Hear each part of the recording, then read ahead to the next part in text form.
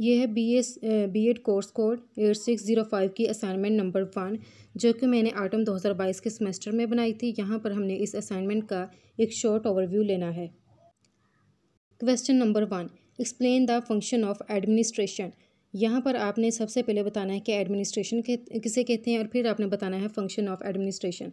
इस सवाल को यूनिट नंबर 1 से लिया गया है। वहाँ पर एक टॉपिक है स्कोप ऑफ एजुकेशनल एडमिनिस्ट्रेशन। उसके अंदर कुछ स्टेप्स आते हैं, planning, organising, staffing, directing, coordinating, reporting and budgeting. वो सारे स्टेप आपने फंक्शन ऑफ एडमिनिस्ट्रेशन के अंदर ही लिख देने हैं। इस सवाल का दूसरा हिस्सा है discuss the scope of Islamic administration. यहाँ पर हम लोगों ने इस्लामिक एडमिनिस्ट्रेशन का जो स्कोप है उसको डिस्कस करना है।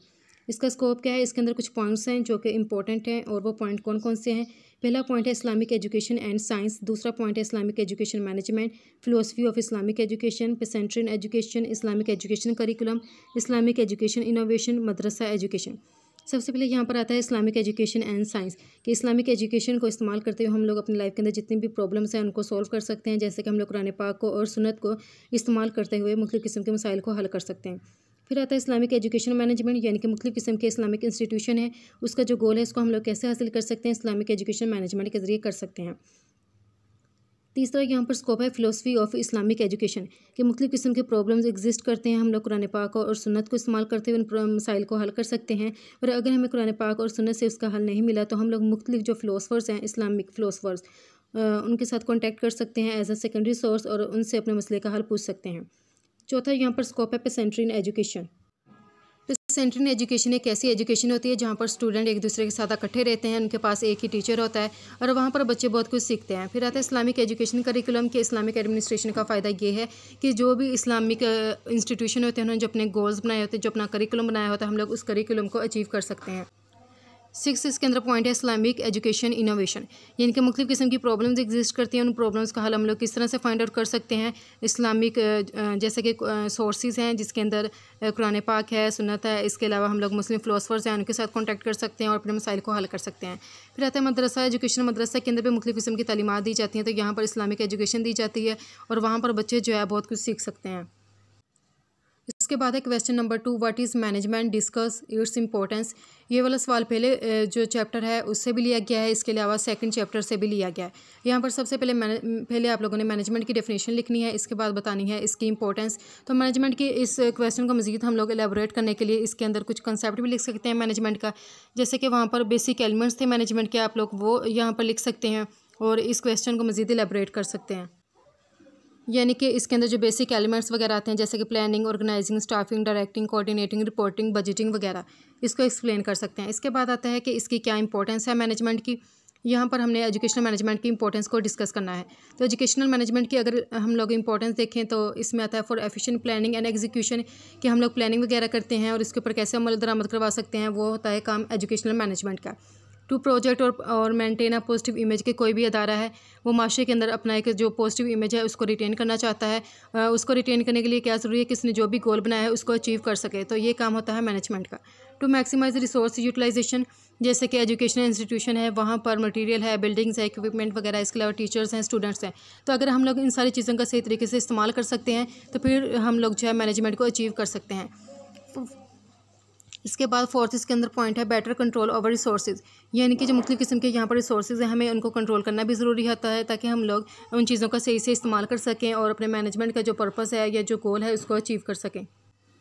इसके बाद है क्वेश्चन नंबर 3, जिसको यूनिट नंबर 3 से लिया गया है, explain different types of supervision या फिर काइंड्स ऑफ सुपरविजन, इसको एक्सप्लेन करें। इसके अंदर आती है इंस्पेक्शन है, लेज़र फेयर है, इसके अलावा कोएर्सिव है, ट्रेनिंग एंड गाइडेंस, और फिर डेमोक्रेटिक सुपरविजन आती है।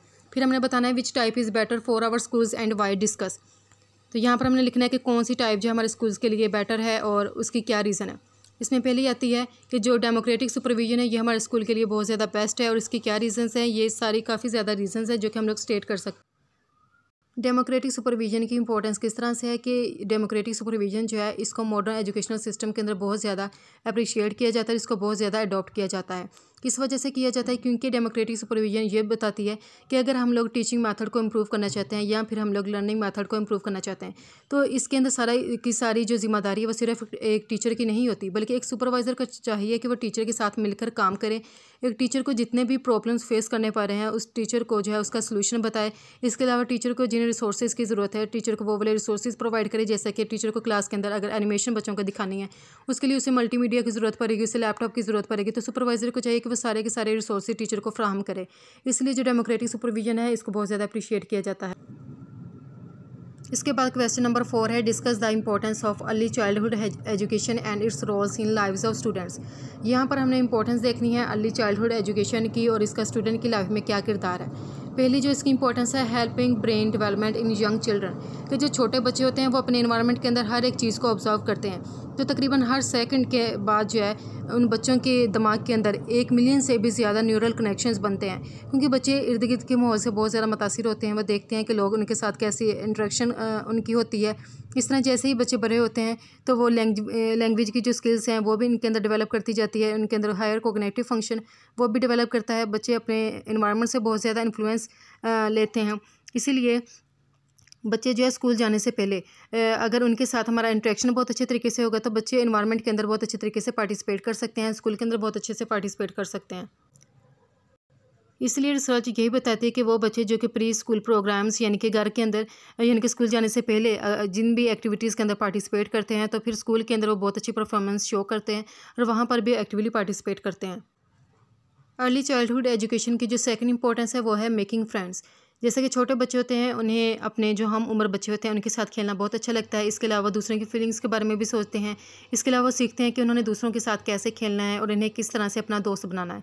इसके अलावा बच्चे जो अपनी चीज़ें अपने दोस्तों के साथ शेयर करते हैं, उनके साथ जितनी भी इंटरपर्सनल क्वालिटीज़ होती हैं जैसे कि कोऑपरेशन करना, उनके साथ कोऑपरेट करके वो खेलते हैं। इस तरह उन्हें स्कूल में भी पता चलता है कि उन्होंने किस तरह से दूसरों के साथ कोऑपरेट करना है, अपनी चीज़ों को किस तरह से शेयर करना है। तो जब बच्चे दूसरों के साथ वक्त गुजारते हैं खेलते हुए तो वो अपने आइडियाज़ को बहुत ज़्यादा शेयर करते हैं, अपनी फीलिंग्स को शेयर करते हैं। इस तरह वो नई चीज़ों को लर्न करते हैं। दूसरी इसकी इंपॉर्टेंस है डेवलपिंग इंडिपेंडेंस। जब बच्चे अर्ली चाइल्डहुड एजुकेशन के अंदर पार्टिसिपेट करते हैं तो इससे उनके अंदर कॉन्फिडेंस बिल्ड होता है। इसके अलावा वो खुद को आइडेंटिफाई कर सकते हैं, उन्हें पता चलता है कि वो कौन है और उन्होंने किस तरह से दूसरों के साथ फ्रेंडशिप करनी है, अपनी चीज़ों को किस तरह से शेयर करना है। तो इस तरह उनके अंदर मुख्तलिफ़ किस्म की स्किल्स डेवलप होती हैं। जो तीसरा इसके ऊपर इम्पोर्टेंस है जो इसकी वो है लर्निंग न्यू रूटीन्स। जब बच्चे अपने घर के अंदर होते हैं तो उनकी रूटीन्स कुछ और तरीके से होती है, किस टाइम उन्होंने सोना है, खाना पीना है। लेकिन जब वो स्कूल जाना शुरू हो जाते हैं तो उनकी रूटीन बिल्कुल ही चेंज हो जाती है। तो जब बच्चे अच्छे तरीके से घर के अंदर ही पार्टिसिपेट करते हैं तो जब वो स्कूल के अंदर जाते हैं उनकी रूटीन बिल्कुल चेंज हो जाएगी। तो वहाँ पर बच्चों के ऊपर कोई बुरा असर नहीं पड़ता, बल्कि वो अपनी रूटीन को नए तरीके से सेट कर सकते हैं। इसके बाद है सपोर्टिंग ट्रांजिशन टू स्कूल्स। जैसे कि वालिदैन जब बच्चों को सपोर्ट करते हैं कि अभी आप छोटे हो, इसके बाद हमने आपको बैग लेकर देना है तो आप लोग स्कूल जाओगे, वहाँ पर आपकी टीचर होगी, वहाँ पर जो है आपने उनकी रिस्पेक्ट करनी है, आप लोग ये सीखेंगे। तो जब वालिदैन खुद ही बच्चों को मोटिवेट करते हैं तो बच्चे भी मोटिवेटेड हो जाते हैं, उनके अंदर कॉन्फिडेंस बिल्ड हो जाता है, वो रिलैक्स हो जाते हैं, कंफर्टेबल हो जाते हैं, उनके अंदर एक सेंस ऑफ बिलोंगिंग होती है कि स्कूल जो है हमारा दूसरा घर है और इस तरह वहाँ पर उन्होंने जाकर बहुत सारी चीज़ें लर्न करनी है। इसके बाद इस क्वेश्चन का दूसरा पार्ट है कि अर्ली चाइल्डहुड एजुकेशन की स्टूडेंट की लाइफ्स में क्या इंपॉर्टेंस थी, वो हमने देख लिया और यहाँ पर उसका क्या किरदार है। अब वो बच्चे जो कि अर्ली चाइल्डहुड एजुकेशन के अंदर पार्टिसिपेट करते हैं उनका जो ब्रेन है वो बहुत अच्छे तरीके से डेवलप होता है। तो जब उनके सपोर्ट मिलती है अपने एनवायरनमेंट से, जब वालिदैन उनसे प्यार करते हैं तो इसका एक बहुत अच्छा इफेक्ट होता है। लेकिन ये कि जब उसको घर वाले सपोर्ट नहीं कर सकते या फिर उस बच्चे से प्यार नहीं कर सकते, उसके साथ खेलते नहीं हैं, तो उसका बच्चे के ऊपर बहुत बुरा असर होता है, यानी कि डेट्रीमेंटल इफेक्ट होता है उसकी ओवरऑल डेवलपमेंट के ऊपर। इसके अलावा जब बच्चे पार्टिसिपेट करते हैं तो वो बहुत अच्छे तरीके से लर्न कर सकते हैं, और जो बच्चे पार्टिसिपेट नहीं करते वो अपने माशरे के अंदर, अपने स्कूल के अंदर जब जाते हैं तो अच्छे तरीके से सीखते नहीं हैं। इसके अलावा जो उनके क्लास फेलोज़ होते हैं वो हर चीज़ से उनसे पीछे रह जाते हैं। इसके अलावा कुछ अर्ली चाइल्डहुड एजुकेशन प्रोग्राम्स होते हैं तो वहाँ पर जो घर वाले होते हैं वो अपने बच्चों को वहाँ पर इनरोल करवा देते हैं। बच्चे वहाँ पर जाते हैं, दूसरे बच्चों के साथ टाइम स्पेंड करते हैं, वहाँ पर उनके साथ खेलते हैं, कूदते हैं। तो इससे जो है उनकी जो हेल्थ है वो भी इम्प्रूव होती है, उनके अंदर कॉन्फिडेंस पैदा होता है, और जब वो बच्चे बड़े होते हैं तो वो किसी भी किस्म के क्राइम के अंदर इन्वॉल्व नहीं होते। इसलिए अर्ली चाइल्डहुड एजुकेशन प्रोग्राम के अंदर जो भी बच्चे इनरोल होते हैं उनका फ्यूचर बहुत अच्छे तरीके से डेवलप होता है। इसके अलावा स्कूल के अंदर भी वो बच्चे कामयाब होते हैं और वहाँ पर ज़्यादा से ज़्यादा कामयाबियाँ समेटने की कोशिश करते हैं। इसके बाद है क्वेश्चन नंबर 5 जिसको यूनिट नंबर 5 से लिया गया है। How much school discipline is important for improving the progress of schools. School के अंदर डिसिप्लिन को यानी कि मेंटेन किया जाता है, तो स्कूल की जो प्रोग्रेस है उसको ये किस तरह से इम्प्रूव करती है, इसकी क्या इंपॉर्टेंस है। तो यहाँ पर हमने स्कूल डिसिप्लिन की इंपॉर्टेंस को स्टेट करना है। इंपॉर्टेंस ऑफ डिसिप्लिन, पहली जो इसकी इंपॉर्टेंस है, इनकरेज पॉजिटिव एकेडमिक परफॉर्मेंस। तो जब स्कूल के अंदर जो है डिसिप्लिन होगा तो वहाँ पर जो बच्चे हैं वो अच्छे तरीके से परफॉर्म कर सकेंगे। Help student stay more focused on their goals, class के अंदर शोर नहीं होगा, हर जगह सुकून होगा। इसके अलावा हर एक बच्चे को बताया जाएगा कि उन्होंने किस तरह दूसरों के साथ बिहेव करना है, तो वहाँ पर डिसिप्लिन होगा तो बच्चे जो है अपने गोल के ऊपर ज़्यादा अच्छे तरीके से फोकस कर सकेंगे। Limit problems with negative peer pressure, कि जो नेगेटिव उनके जो साथी वगैरह होते हैं, जब वो इस किस्म का माहौल बना लेते हैं तो उनको क्लास से बाहर निकाल दिया जाता है ताकि मसले जो है क्लास के अंदर कम से कम हो सकें। Create a safe environment for student, तो वहाँ पर स्टूडेंट जो है खुद को फील करते हैं कि वो सेफ़ हैं, वहाँ पर सिक्योर है, तो उनके लिए एक सेफ़ इन्वायरमेंट क्रिएट होता है और वो भी डिसिप्लिन की वजह से। Discipline is essential to maintain a learning environment in school, के ये स्कूल के अंदर लर्निंग इन्वायरमेंट को क्रिएट करता है। Develops the student into strong individuals, कि जो अभी स्टूडेंट है वहाँ पर स्ट्रॉन्ग इंडिविजुअल के अंदर डेवलप होते हैं, उनको पता होता है कि क्या सही है और क्या गलत है। It gives them a teaching of A life time, तो इससे बच्चों को पता चलता है कि जैसे उनके टीचर ने पढ़ाया है, जिस तरह से क्लास के अंदर स्कूल के अंदर डिसिप्लिन को मेंटेन किया गया है, कि उन्होंने अपनी पूरी लाइफ टाइम में भी इसी डिसिप्लिन को ही मेंटेन करना है। क्योंकि जैसे ही बच्चे स्कूल के अंदर डिसिप्लिन को सीखते हैं तो वो लाइफ टाइम में भी उसी को ही मेंटेन करने की कोशिश करते हैं। It leads to the social development of a child, एक बच्चा है उसकी सोशल डेवलपमेंट होती है, जैसे कि उसका अपने दोस्तों के साथ बहुत अच्छा बॉन्ड बन जाता है, अपने टीचर्स के साथ, स्टूडेंट के साथ और पेरेंट के साथ बहुत अच्छी बॉन्डिंग हो जाती है डिसिप्लिन की वजह से। इस फाइल का डिस्क्रिप्शन में भी लिंक दिया गया है, आप लोग इसको वहाँ से डाउनलोड कर सकते हैं।